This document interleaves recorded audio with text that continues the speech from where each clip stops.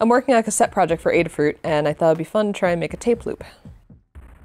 I've never made one before, but I do have a lot of experience with cassettes because I drove a car with a tape deck until 2018, and I would make mixtapes. I started by opening up the cassette with the 4 Phillips head screws.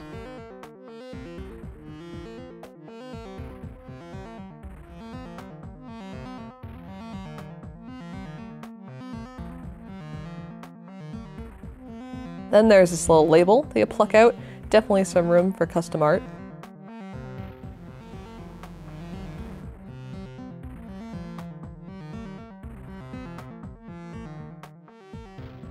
The 2 wheels are connected with the plastic ribbon that tells the player when to stop and rewind. I cut that portion off from the right wheel. I found this tape splicing jig on Thingiverse. I use it here, but I honestly didn't use it again. The cutting mat was more than adequate. Apparently, a length of tape that is 8 5/8 inches long, or 21.9 centimeters, creates a perfectly sized loop in a cassette, so I made a cut with an X-Acto knife.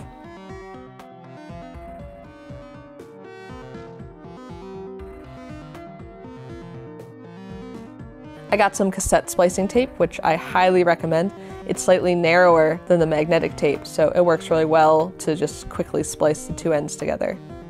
The fiddly part is feeding the tape back through the various sections of the cassette body and getting it around the wheel. If your loop is too tight or too loose, this can cause some problems. I taped the 2 ends of the tape inside the body here, but in all the loops I've made since then, I've closed the loop and then circled the tape back into the cassette body. This is made for some good synergy.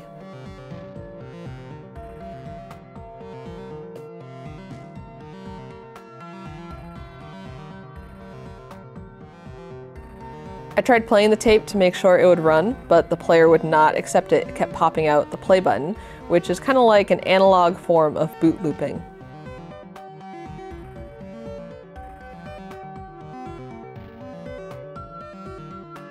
I decided to try to put the other wheel back into the body to see if that would trick the player, and it did.